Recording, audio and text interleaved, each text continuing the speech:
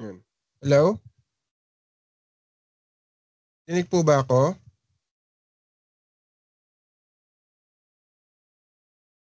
Thumbs up po kung narinig po ako. Yan, narinig naman po. So, yun. Ano po, remarks po kagad kung may, or raise your hand po kapag may question po kayo or pag nawala po yung audio ko, ano? Okay? So, ang ano po natin ngayon, next topic po natin is how chemical changes takes place. So, basically, tapos na tayo doon sa mga atoms, molecules. Now we're going to talk about why do those chemical change takes place. Ano yung bakit nagkakaroon ng change of color, nagkakaroon ng change of texture, etc. because of the interaction between molecules. Ano, so yung pag-uusapan. Not between atoms, but tuloy-tuloy po tayo sa discussion natin with the interaction of molecules with each other. So before that, proceed tayo sa isang short activity lang. Picture analysis po tayo. For example, determine if it's caused by physical or chemical change. Okay? Bautista, Cedric. Sir. Ano ba to? Chemical or physical change po ito? Alin po? Kung nasa picture, ano nangyari sa tingin mo? Ano nangyari dito? Physical or chemical change? Chemical change po. Chemical change. Okay. Next picture, we have burning paper. Daiza, Miss Daiza. Physical po. Physical. Okay, tingnan natin yung iba. Bakit mo nasabing physical, Miss Daiza? Nagiging abo po. Nagiging abo. Okay. Tingnan natin mamaya. Balikan natin later on yan. Ito naman. How about this? Jan Michael, liwanag. Physical change. Physical change. Okay. Okay, mamaya tanungin ko kayo kung bakit sa tingin nyo physical change yan, ha? De La Torre. Po.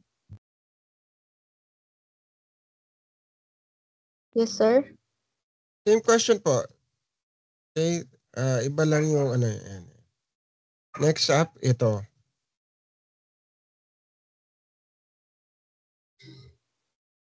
Chemical. Chemical. Okay, tingnan natin dito. How about this? Sino ba to? Migraso.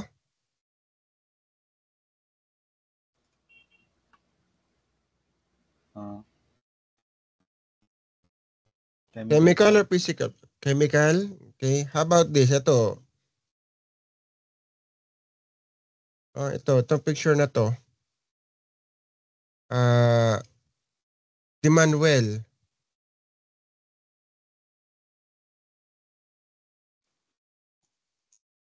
Chemical po. Chemical. Okay. So, kompletuhin nyo nga itong sentence na to. Complete the sentence about the reaction based on the given illustration. A reaction between ano po to? Sino ba to? Marciano.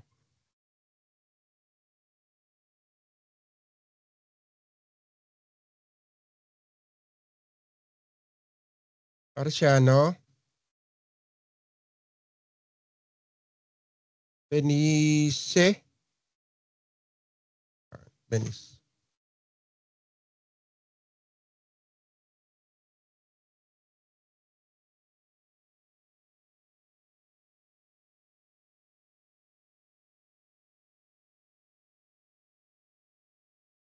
Hello po.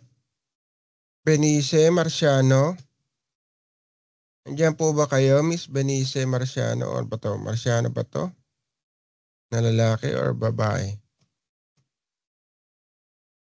Teka, mukhang, hello, may boses naman po ba ako?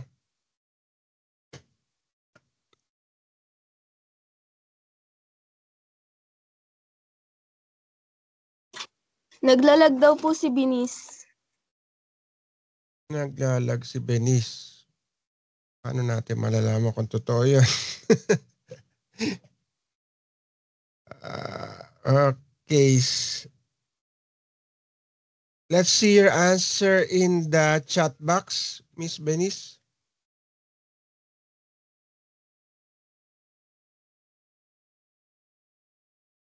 Siguro naman sa chat may sagot ka.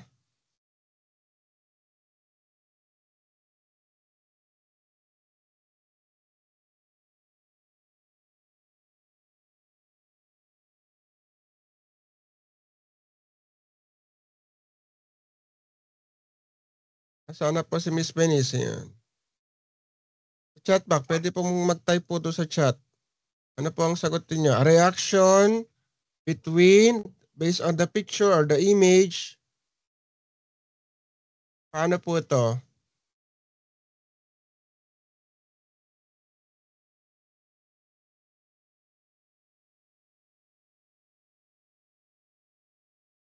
Hello, Benice. Hindi na siguro lag to. Kasi kahit sa chat, hindi ka makapag-message.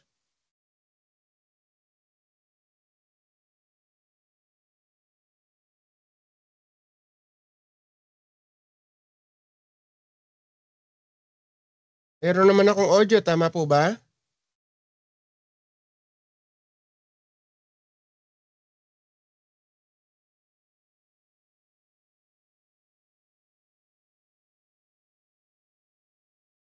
Hello? Hello?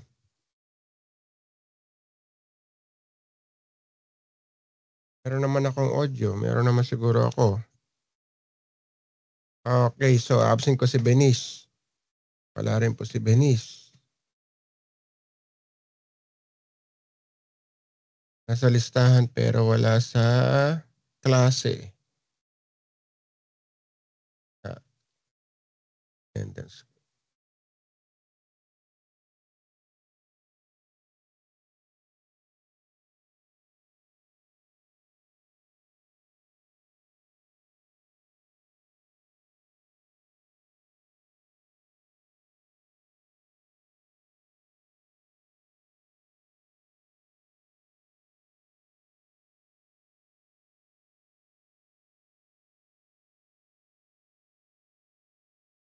Okay, so yun. Wala po si Benice. Please, kukunti lang kayo dahil sa can you complete the statement or the sentence according to the image? A reaction between Po ba yung sa akin lang po, yung parang ako lang po nag-complete. Wait lang. sige. A reaction of hydrogen and oxygen result to water. Okay, so a reaction of kompletuhin natin. Ilan hydrogen molecules or hydrogen gas molecules? 4 po. Hydrogen Alin po ba gas yung molecule. Yung mismong ito yan. Ilang hydrogen gas molecules? Ilan Dalawa. sila? Dalawa. So yun, kompletuhin mo lang yun. Tama ka na. Lagyan mo lang ng certain amount. May nakalagay. Wait lang. A reaction of two hydrogen Molecule. molecules. Two hydrogen gas molecules.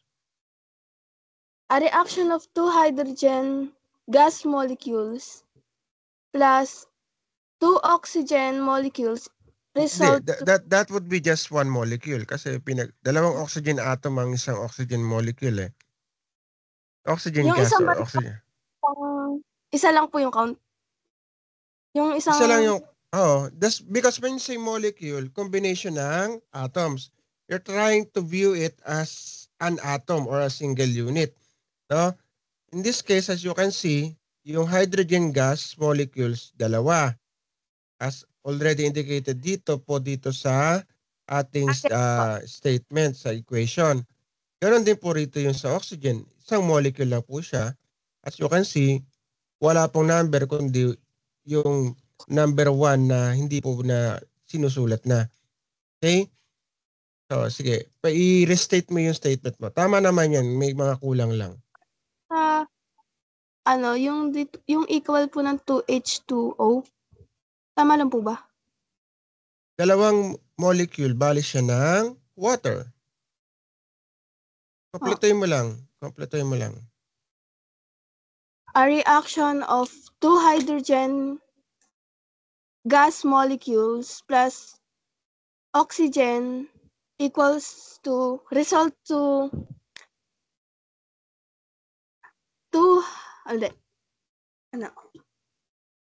result to water. 2, ayun 2, H2O. okay. So parang gano'n lang yan, ano? So, a reaction between two hydrogen gas molecules, and, kasi plus, and one oxygen gas molecule, as you can see here, one oxygen gas molecule will result. Ang ibig sabihin kasi ng equal is result. Result to, ano yung resulta? Dalawang water molecules. Two water molecules. That is the basic statement, or just that is the meaning of this statement or this presentation or image. Ano? Ay, mabura.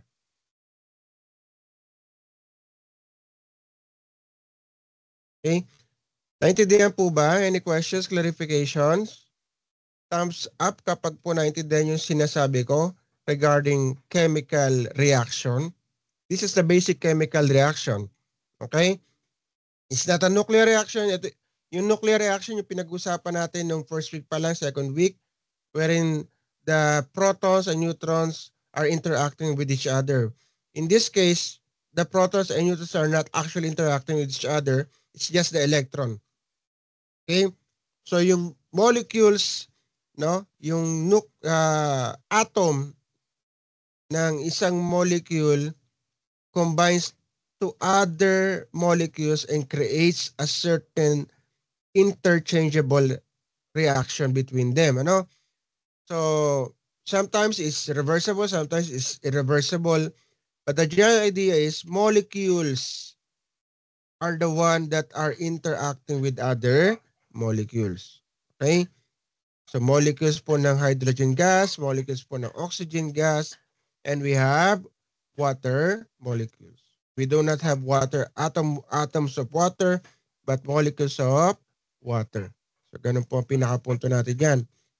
With that said, as you will notice, no, this is a combination reaction. Kinumbine lang natin yung hydrogen to oxygen.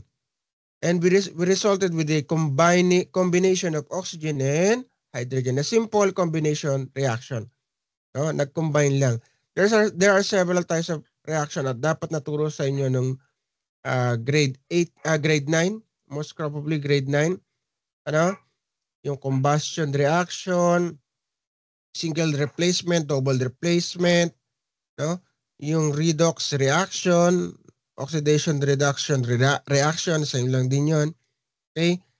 So, yan po, basic na lang po to. Ito, basic combination reaction lang po to. So, with that said, no, naturo po ba to sa inyo nung grade 9? Nabanggit po ba yung mga binanggit kong terms na yan nung grade 9? Naalala nyo man lang ba yung mga single, double replacement na yan nung grade 9? Or even grade 10? Naalala po ba kayong binanggit man lang ito ng inyong science teacher nung junior high school? Anyone?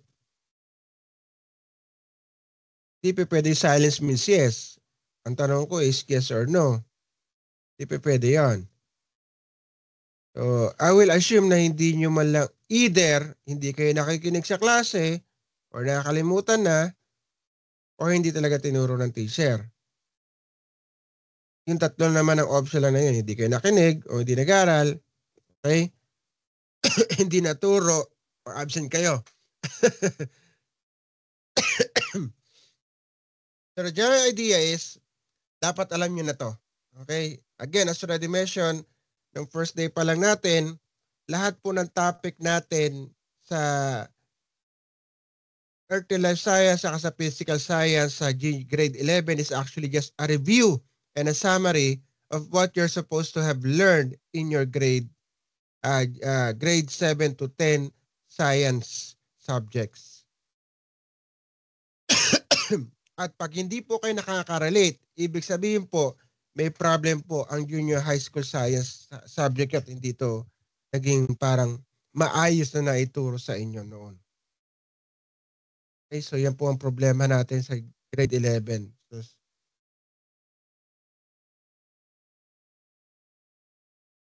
okay, so yun po. Kakaproblema tayo dyan. Alam niyo po ba na ang entrance exam sa BSU is more or less STEM related or science related?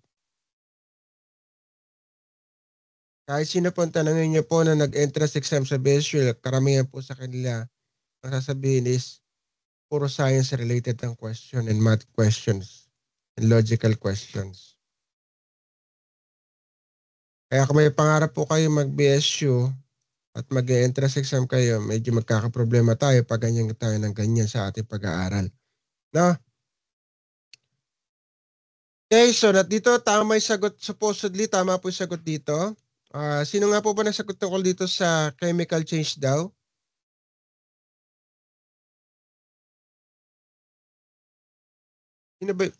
Sino po yung una ko tinanong dito na chemical change daw po ang sagot?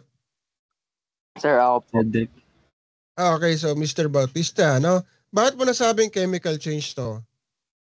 Kasi po, sir, ano po, dahil po sa nature po, yung sa amag po. Okay, so in-indicate mo yung or nagkaroon ka ng idea yung effect ng yeast doon sa pag-bubble up ng carbon dioxide sa loob. Okay? Opo. Yes, that's a one way to discuss about that.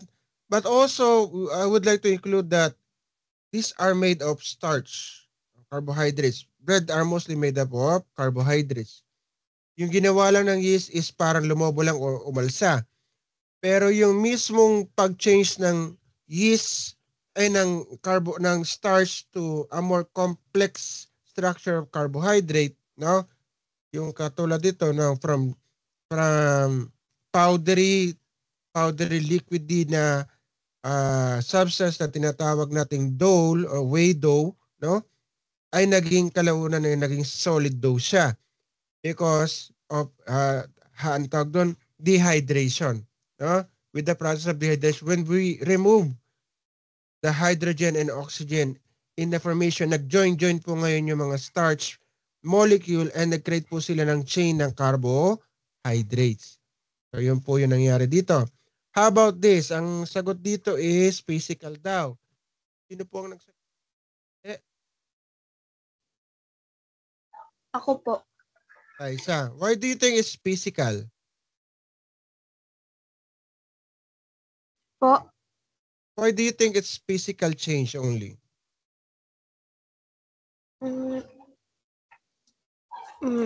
Wait lang.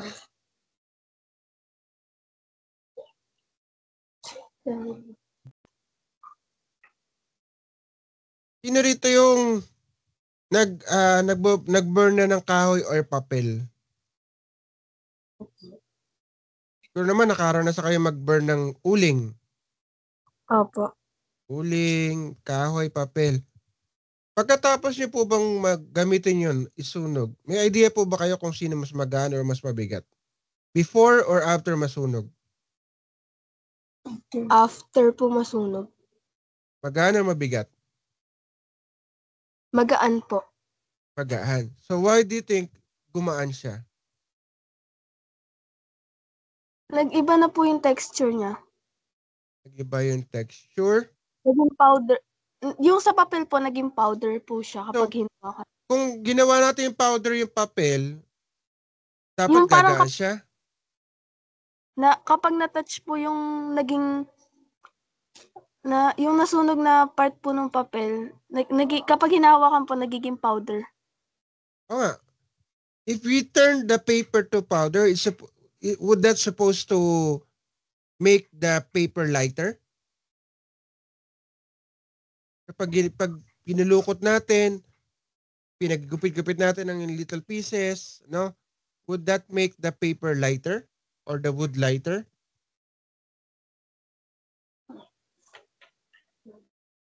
I-chop natin to small pieces, ano? Kung pagpipira-pirasahin natin, papalitin natin na papalitin, pero same amount pa rin, would that make the weight lighter? Hindi po. Okay. Why do you think the paper that burned or the wood or a coal that burned becomes lighter?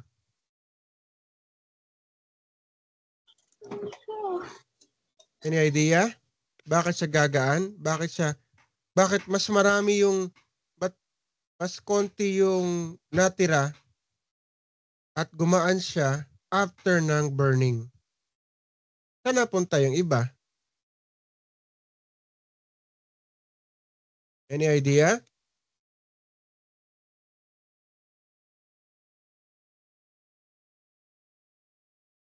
Any thoughts about that?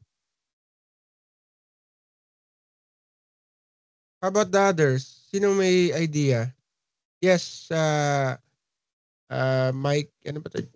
Ano apelyido na yun? Liwanag? Pagka po kasi sir nasunog, nagiging gas po kasi yung yung mga nasusunog po na parts, sir. Oo nga, nagiging dust nga yung iba. No? Yung iba. What happens to the others? Kasi at the end of the process, sa halip na nagstay yung weight nila, kung change lang natin from large piece to smaller pieces, dapat same lang yung weight nila. Pero ang nangyayari, what happens? Mas magaan siya. Yes po. Kasi po, uminit po yung natira pong hindi nasunog.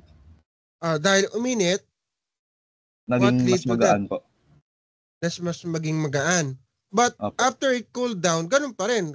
Pag lumamig na yung abo, ganun pa rin. Mas mababa pa rin siya before ito ay masunog. Kung kahoy siya, kung titimbangin mo yan or assess mo yung bigat niyan compared do sa abo, pag lumamig na, it's the same idea. Mababa pa rin compared do sa original.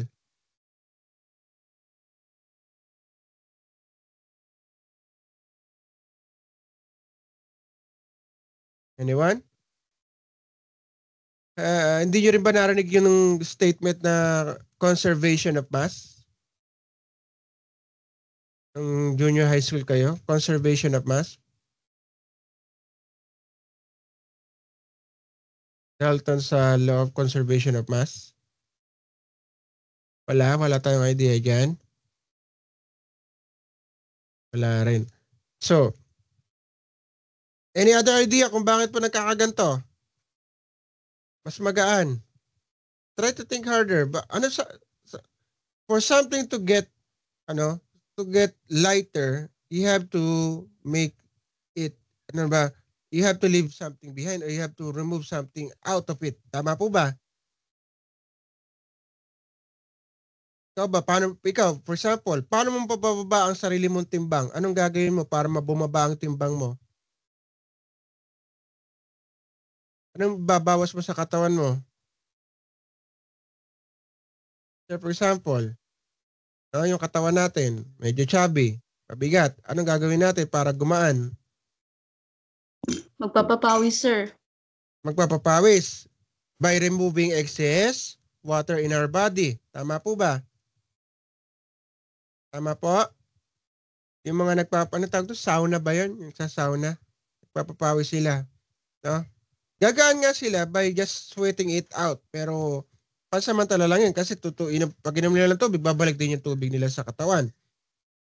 No? But the general idea is, kaya bumababa ang timbang is because they are losing something. Tama po ba? Nagigas po ba yung idea ko? Kaya po bumababa yung timbang is because merong nababawas. Merong natatanggal. Ang tanong ngayon, saan napupunta yung natatanggal? So, generally speaking, wala po talaga tayong idea about oxidation, about burning reaction. Wala po tayong general idea about burning oxidation. Sa tingin niyo, bakit pinagbawal ngayon na magsunog? O yung tinatawag magsiga? Karamihan ng mga barangay may mga ordinance na bawal daw magsiga. It has something to do with global warming. Yung sobrang paggamit ng fossil fuels, especially yung regular burning of wood, etc. Ano ba ang nilalabas kapag nagsusunog or nagsisiga? Yes, sige. Mr. Liwanag ba to? Sir, water molecules po ba ang Aside from water molecules, yes. It also releases water molecules. What else? carbon po? Carbon lang ba? Or yung molecule na made of carbon? Ano ba yung molecule na made of carbon na nilalabas or nagiging parang excess or ano tawag doon, result ng reaction ng burning of tawag doon, fossil fuels.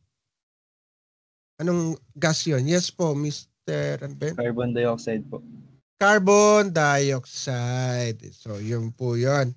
When you burn wood, paper, or any fossil or carbon, ano tawag doon, carbon-based fuels, ano? Katulad niya, yung papel na yan, they are made up of carbohydrates, chains of carbon, ano? They add the oxygen from the atmosphere. They add the oxygen from the atmosphere and break the bonds between the hydrocarbons and get the carbon and the oxygen together, and it creates an exothermic reaction that leads to increased temperature, which sometimes we see as fire. Okay? Yung nakikita natin na apoy is the chemical reaction that releases the heat from the atmosphere. It's actually oxygen and carbon dioxide bonding together, creating carbon dioxide, no? And what we see is yung pagbaburn o yung pag-apoy. Kaya nagigets po ba? And that's why bumababa po yung mas nung bagay na sinusunog natin because most of the carbon or materials or chemicals or elements that made up the original structure of the paper or the wood, no, is going to move up, no, away from the source of the reaction. And that is, for example, carbon dioxide together with added energy from the heat, no, it will move up, no, to the atmosphere. Nagigas po yung punto ko? Kaya gumagaan yung natitira. Kasi yung iba doon, hindi, yun yung nagkaroon ng incomplete combustion. Nagkaroon ng incomplete combustion, hindi lahat ng carbon nagkaroon ng oxidation. So nag-stay po sila dito doon sa lugar na pinagsusunugan mo. So yun yung ash na natitira doon sa after ng combustion reaction. Okay? Naintindihan po ba? So is this chemical or physical reaction?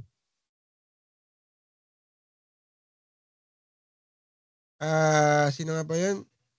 Yung nasagot kanina? Daisa? Miss Daisa, ikaw yun, ano? Is this physical or chemical reaction pa? Physical. Physical pa rin. Okay. So, kasi pinag-uusapan na natin yung carbon dioxide saka oxygen, di ba? Yep. So there's a interaction between molecules. There's already an interaction between molecules. There's a break apart of the chemicals and the recombination of chemicals. There's a breaking apart of molecules and the recombination of molecules. That's basically the main idea of what is chemical change is. When a material is broken down into its chemical component and rearrange that chemical component, that molecules, chemical change takes effects. Pero katulad dito, tama yung sagot dito ni, I forget kung sino sumagot dito.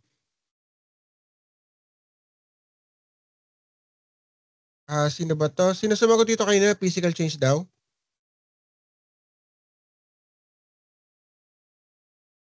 Migraso, ikaw ba yon? Hindi po. Or Liwanag? Si Liwanag siguro? Kasunod mo si Daisa? Liwanag, ikaw yung nagsagot na physical? Opo, yun. Sa coffee Why po. do you think it's physical change rather than chemical change? Sir, pwede po ba magbago ng sagot? Bakit naman babaguhin mo pa yung sagot mo? Tama na yung sagot mo. Sa totoo lang eh. Sir, dahil Tama yung sagot dahil mo. po dahil po yung water po na siya. Tawag dito na breakdown po niya yung yung coffee po na-turn po niya as liquid po.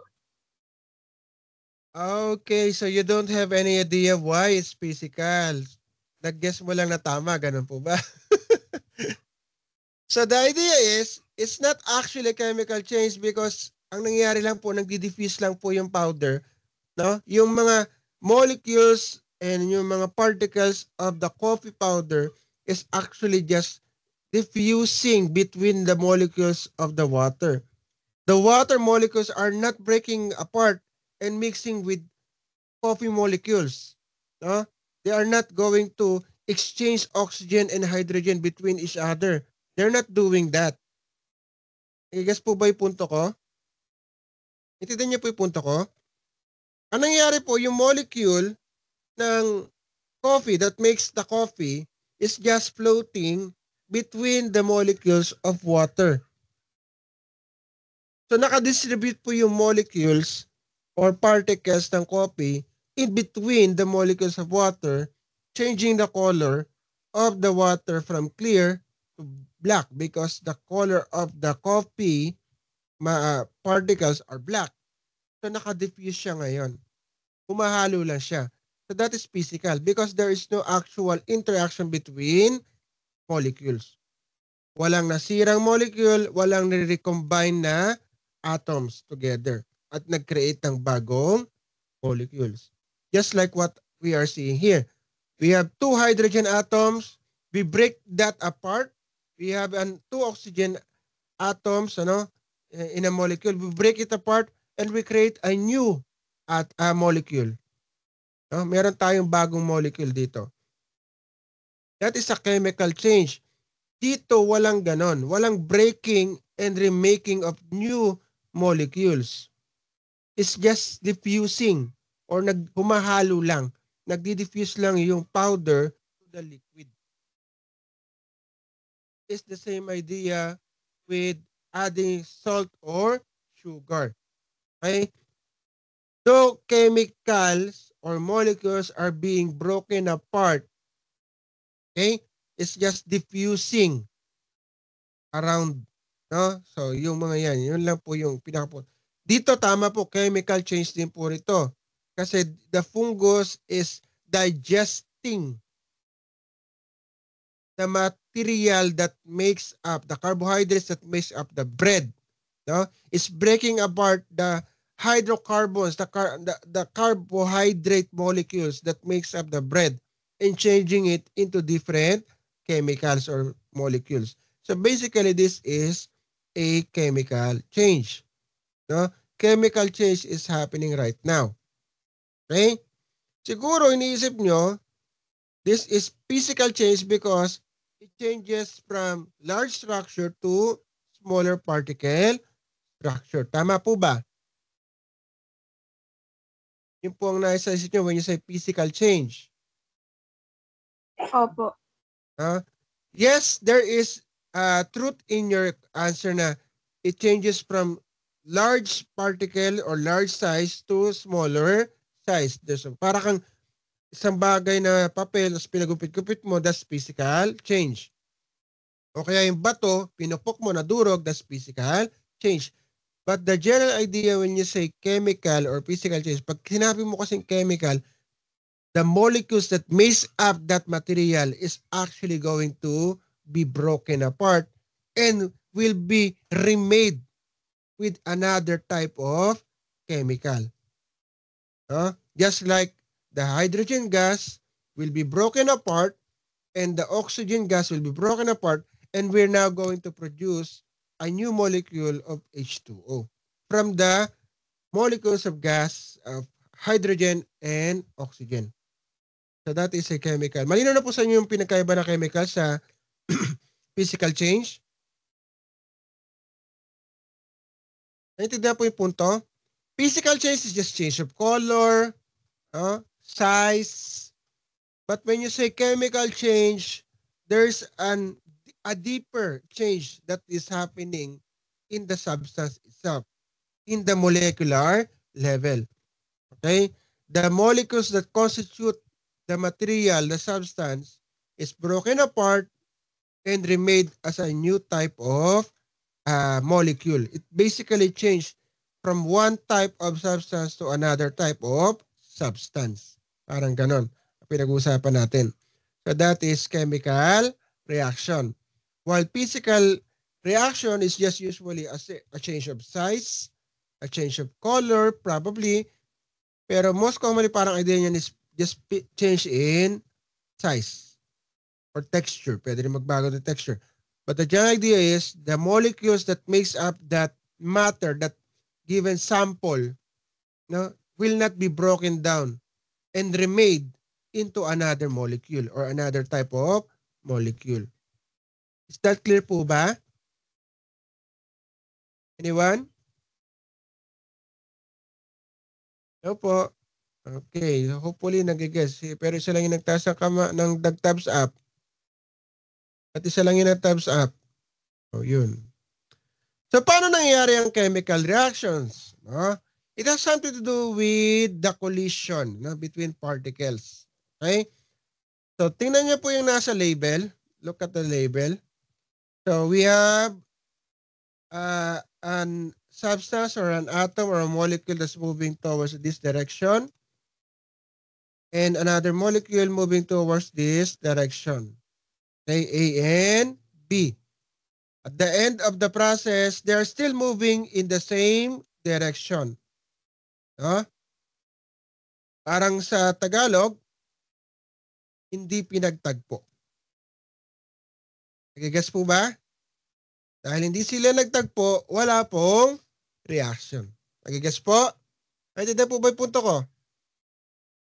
Kung kayo hindi nakikita, hindi nakakausap, walang kakaroon ng reaction.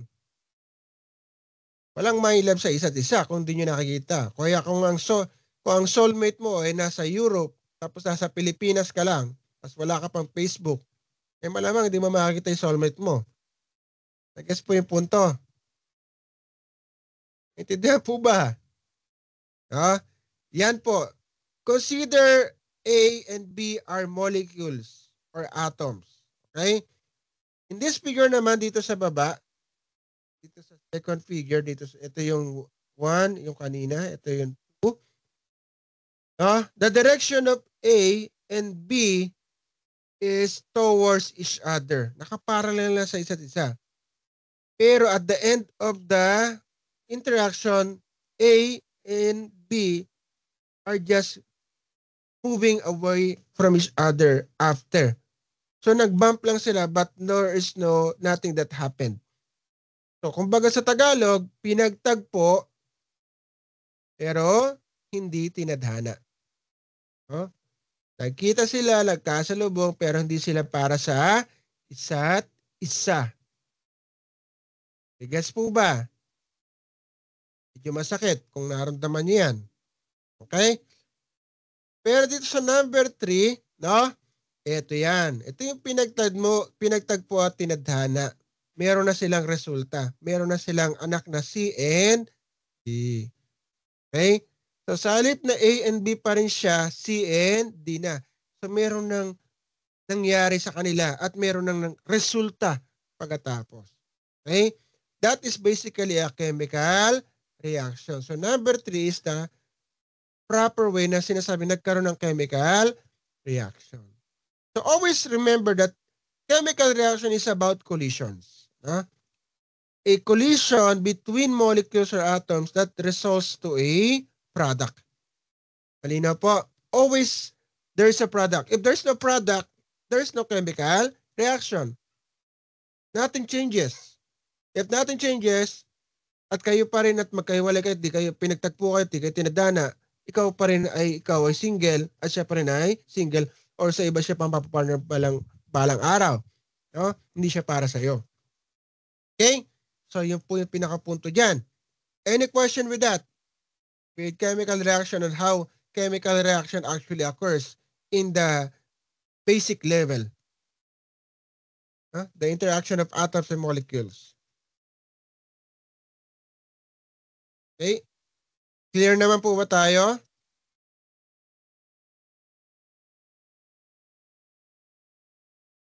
Wala nagta-thumbs up. Okay, next. So anong mga nagdidikta, no? Kapag mayroong chemical reaction, so define natin. A chemical reaction is a process when one or more substances are changed into other substance. Okay? So reactants, ito yung mga bagay na binibreak apart mo para makagawa ka no tinatawag na product. So reactants are the molecules or atoms that you need to combine together or interact with one another to produce the output, which is the products. Okay? The activation energy is the energy required for that collision to cause a change or result to a product. So, reactants, as you already seen kanina doon sa picture kanina sa last slide, yung mga reactants, nangyayari lang po na magkaroon sila ng products kapag tama po yung energy nila. Pag na-reach nila yung certain energy level, sakala po magiging sila. Magkakaroon ng reaction at magkakaroon ng product. Malinaw po ba? Kaya kung di mo siya love at love ka niya, malamang wala pong product. Nagigas po yung punto. So dapat meron pong parang equal or ma-reach niyo yung certain level, no? Parang hindi lang isang date, dalawang date, no? Kapag sa relationship niyo, anong base ka na? Dapat mataas kang base marating mo kagad para magkaroon kagad ng product. So all in all, kailangan mo ng reactant, product, saka activation energy para magkaroon ng chemical reaction. Okay? So pag wala pong reactants at hindi po enough yung activation energy kung mayroong mga reactants, wala rin po product and therefore wala pong chemical reaction. Question, clarification po? Malino naman po yan. Okay. As already mentioned, states that reacting substance must come into contact. Kailangan sila magbunggo, pero hindi po dapat magbunggo lang. Kailangan enough po yung activation energy nila sa isa't isa. And siyempre, correct din yung orientation. Siyempre, kung ito ay pag ganon at ito ay pag ganon, no? Baka hindi po sila magkaroon ng tamang communication between each other. Kumbaga, at ito ay hindi rin magtuloy into a chemical reaction, no? So that the electron shells can rearrange to form the product of the reaction. So, kailangan merong na special requirement po para po sila ay magkaroon ng chemical reaction. Therefore, any factor which changes the frequency or energy of the collision will change the rate of the reaction. So pwede pong bumilis, pwede pong bumagal ang reaction depending on the certain factors, So substances or particles of reactants must physically collide with enough energy. Substances or particles must come into contact or collide in the correct orientation, facing the correct way. Ito po yun. So dapat mag-meet ng maayos, no? At yung pag-meet nila dapat mayroong enough energy sa yung resulting meeting nila or bumping nila to each other, dapat mayroong enough energy to cause a reaction or a product. Okay? Ito yung sinasabi ko sa activation energy. So A plus BC, when they reach the activation energy, there will be an interaction between those molecules. So pwede mong mag-break apart yung BC at magkaroon po ng AB sa halip na BC and A lang. So ngayon, yung A kinuha si B at ngayon ay magpartner na si A sa kasi B at naiwan na mag-isa si C. This is basically a single displacement reaction wherein talagang nangaagaw yung isang atom or isang chemical na kapartner ng isa pang chemical.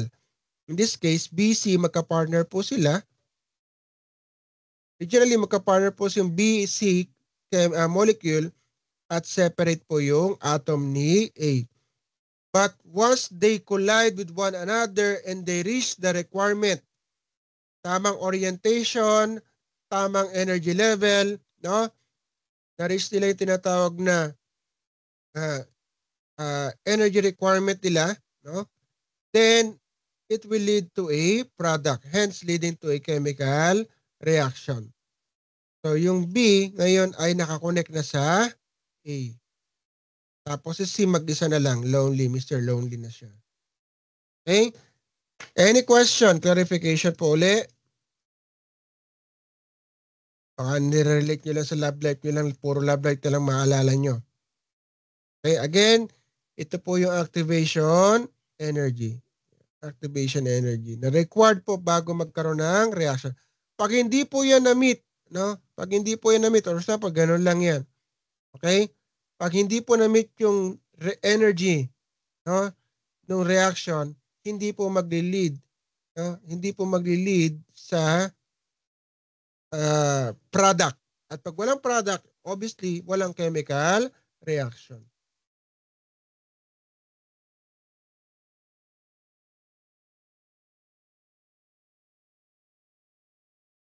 Okay? Again, activation energy is the required energy for the reaction to occur. Pag wala po o hindi po kayang ma-reach yung activation energy, there will be no product and therefore there will be no reaction. Ganun lang po ka-basic. So ito po yung mga factor that causes increase or decrease reaction rate, the surface area. Surface area, madali lang pong paliwanag yan. Ito yung area na may contact. Space na pwede pong magkaroon ng contact between reactants. Okay? Pero dapat nyo maintindihan muna yung sabihin na pinakapunto ng surface area. Siguro meron kayo nung tinatawag na pamaypay na parang yung diklop, abaniko. Pag tiniklop mo yung pamaypay na yun, nagmumukha siyang maliit. Tama po ba? Pero pag nilatag mo siya, nagmumukha siyang malaki or malapad. Okay? Kasi po, naka-fold lang po siya kapag nakatupi. Pero yung pag inopen mo na siya, ang laki pala ng surface area niya. Okay? So, ang surface area, yung exposed. Yung kitang-kita or kapang-kapa, kumbaga. Yung may contact. No? That is the surface area. Surface, tapos yung area, paligid. Ibabaw. No? Surface area. Okay? So that's what we mean by surface. May katanungan po tayo sa surface area. Do you need more clarification with surface area? For example, yung baga natin. Our lungs is supposed to be or to have a surface area the size of a tennis court. Nakakita na kayo or nakapunta na kayo sa isang tennis court. Alam nyo na dalawang room yan ninyo sa school. Parang kasi laki ng dalawang room ang lungs nyo sa school. Pag nilatag mo yung mga alveolar sacs na yan, pag inopen mo yung mga sacs na yan ng alveolus mo at pinagdikit-dikit mo sila, nilayer mo sila into the, parang ginawa mo siyang tiles sa ibabaw ng isang surface. Makukuha niyang surface is the size large Olympic swimming pool or yun nga, yung full tennis court. Yes po. Hindi po narinig yung kaninang sinabi niyo po. Alin po? Yung sa tennis court po. Ay nga, kung yung mismong alveolus, yung lungs mo, di ba? Gawa yan ng mga alveolar sac, yung mga bilog-bilog na ganun, parang grapes. If you're going to open it up and you're going to flatten it, i-layer mo siya na parang mga tiles. Itatile mo siya sa floor. No? Ma-occupy po niyan ang isang malaking tennis court. Buong tennis court. Ganong kalawak po ang surface area ng mga normal na baga. Nasisira lang to, palit ng pasiliit yung surface area kapag nagyoyosi. Nasisira yung baga. Okay? That's what I mean by surface area. Yung lugar na may contact, na expose. That is the surface area. Okay? Nagigas na po naintindihan na po yung idea ng surface area.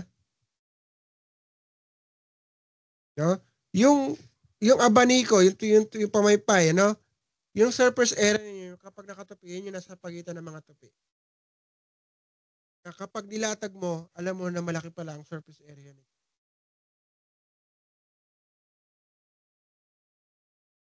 Mukhang maliit, pero pag inopen mo, mukha siyang malaki yung abaniko. Usually sa kawayan. Okay? So, mas malaki yung surface area na may contact sa bawat isa ng substance, mas mabilis po ang chemical reaction. Kasi, mas marami ang nagko-contact sa bawat isa, mas mabilis magkakaroon ng reaction.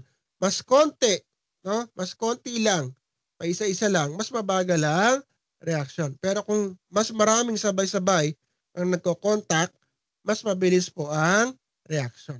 Nagigas po ba? Example, when you talk about yan. Ito yung total surface area na mas malaking bloke. Ito yung total surface area na mas maliliit na bloke with the same size of the original block. Una, 2 times 2 times 2 is 8. 1, 2, 3, 4, 5, 6. Kasi 6 nga pala ang 3-dimensional cube ay 6 sides. So, 2 times 2 times 6 sides. So, 24 cubic square centimeter. Yan ang surface area. Pag nilatag mo yan, parang box yan, pag nilatag mo yan, dapat ang ma-occupy niya is 24 centimeters squared. Pero, kung yung cube na yan, hiwa-hiwain mo ito is from a solid to a smaller solids, magkakaroon ka ngayon ng 1 centimeter, pero mas marami ng sides. 6 siya, pero dahil lahati siya sa 8, multiply mo pa siya ng 8. So, nakikita niyo po yung laki. Okay po. Yung difference. Nag-double po. Yung size ng surface area ng smaller cube or pinaghati or pinaglilitan mo, pinagkat-kat mo, yung mas malaking cube into smaller pieces. Nung pinaliit mo, mas lalong lumaki yung surface area. Nung malaki siya, mas mababa yung surface area niya. Okay? Kasi hindi po naka-expose yung nasa loob. Nung kinat-open mo siya, pati yung nasa loob na nasa gitna at nasa ito, okay? Nung inopen mo siya sa sides, hiniwa mo siya, pati yung nasa gitnang area na to, na-expose na. So, kung kakat mo rin siyang ganon, pati yung area na to, na nasa loob o nasa pagitan na usually di mo ma-access hanggat hindi mo na natutunaw tong nasa unahan, is naka-expose na rin. At dahil naka-expose sila lahat na mas marami na pong area ang na-expose sa bawat isang substance. And therefore, mas madalis magre-react yung substance na to na mas maliliit kaysa doon sa mas malaki. Kaya po, when you're going to compare solid na sugar cube. Kapag meron kang solid na sugar cube 24 centimeters square or 2 by 2 by 2 ang sukat at kinumpare mo yan sa mas maliliit na sugar cubes, mas mabilis matutunaw yung maliliit na sugar cubes kaysa doon sa mas malaking sugar cube. No? Parang mas mabilis matunaw yung ice chips kaysa sa solid ice. Are you getting the point po? Naintindihan po ba? No po. Okay, so yun po yun. Mas madalis matunaw yung powder kaysa doon sa solid. Okay? Sino rito yung sobrang tagal na ng gatas or ng kape sa lalagyanan at nag-solidify na yung kape doon sa lalagyanan?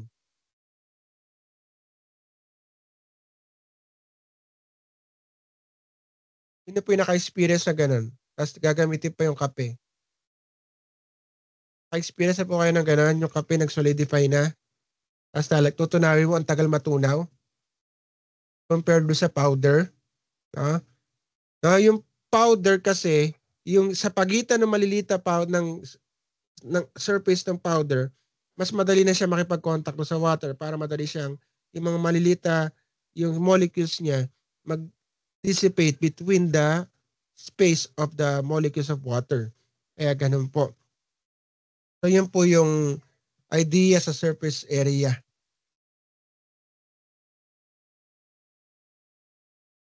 Okay? So reduce surface area related to sa mixing to. So zinc reacts with dilute hydrochloric acid to form zinc chloride and hydrogen gas.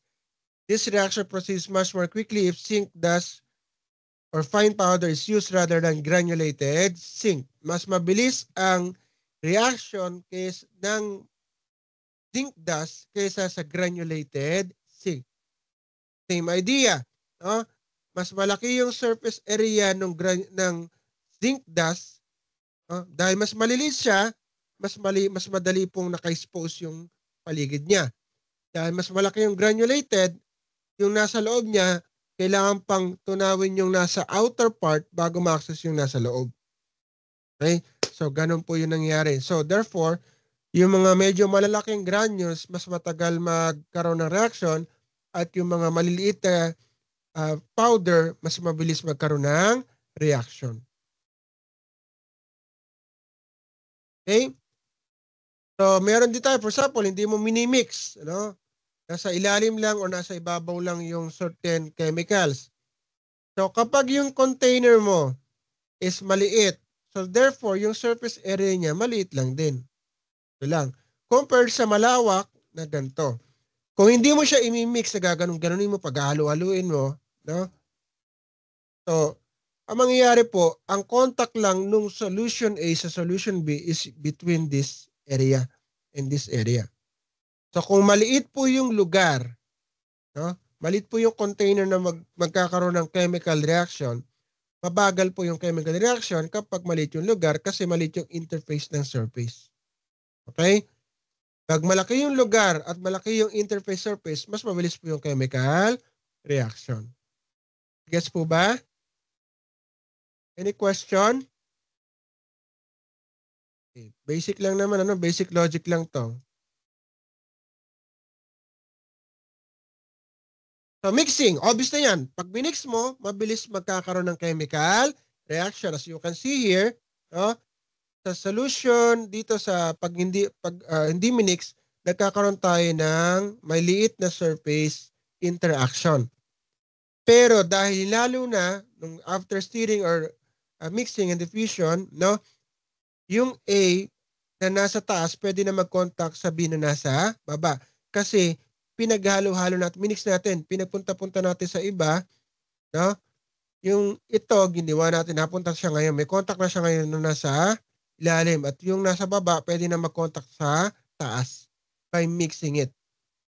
So by mixing solutions, you're agitating the chemicals or molecules to move in different direction, allowing them to move in different directions, give them more chance to seeing each other and react to each other.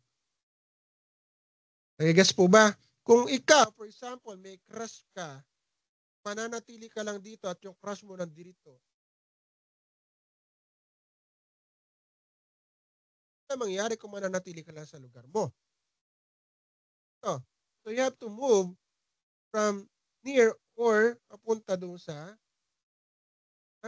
reaction. Ano mangyayari pag walang lalapit sa inyo sa bawat isa? Chemicals gives more chances for those chemicals to interact with each other. No? And therefore, increasing the reaction rate. Any question po doon? Meron po bang question tayo?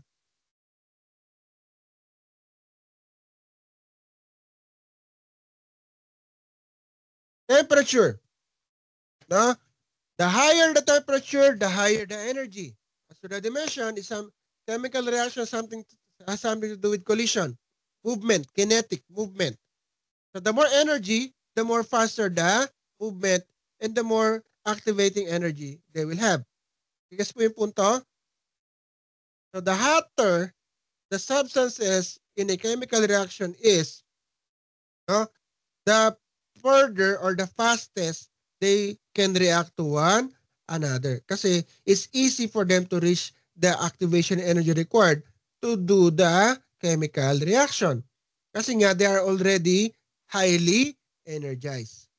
Mas malamig, mas mabagal ang movement ng mga atoms or chemicals, and therefore, mas mabagal ang chemical reaction kasi kailangan pa nilang ma-reach yung activation energy para lang magkaroon ng chemical reaction. While when they are already energized as represented by higher temperature, higher temperature, higher energy. So once the substances are emitting energy, high temperature, it means that they are highly energized. So kapag they are highly energized, they have a lot stronger kinetic force and therefore has more collision strength than colder substances. And therefore, they can easily reach the activation energy required to create the chemical reaction. So higher energy, higher temperature causes higher rates of reaction. Okay? Sa concentration, medyo komplikado yan. Mas less concentrated, mas malakas ang, depende sa concentration. Minsan kasi, pag sobrang concentrated, minsan hindi na rin nagkakaroon ng chemical reaction. Pag sobrang diluted naman, hindi rin nagkakaroon ng tamang bilis na reaction. It's depending on depending on the ratio between the substances. For example, ito, without mixing, itong concentration na to is sobrang baba, hindi nag-reach yung other, yung dapat na mag-reach. Okay? At dahil hindi po sila ganun kakonti or ganun karami yung chemical sa loob, wala pong chemical reaction halos na nangyayari. Kasi kailangan pa nilang mag-move from one point to another point or nagkaroon ng certain, mag-gap yung certain distance between them. Okay? So that's the problem kapag very low ang concentration. So babagal ang rate of reaction. Pero kapag concentrated yung reaction, siksikan sila, madali pong mag-react yung A sa B o yung B sa A. Kasi most commonly, maliit lang pagitan between chemicals or between substances.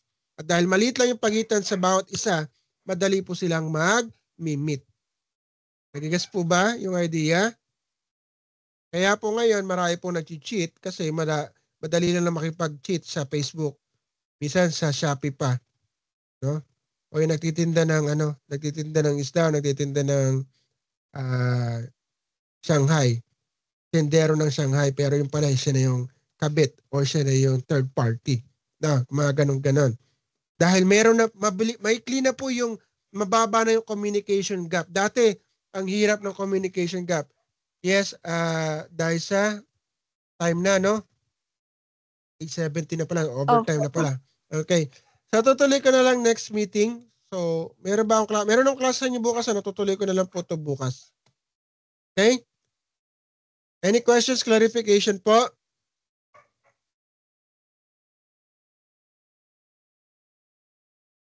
Guys, okay na po tayo. So, mag-end na po ako ng meeting, ha?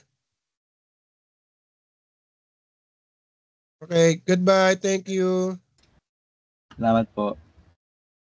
Thank you po.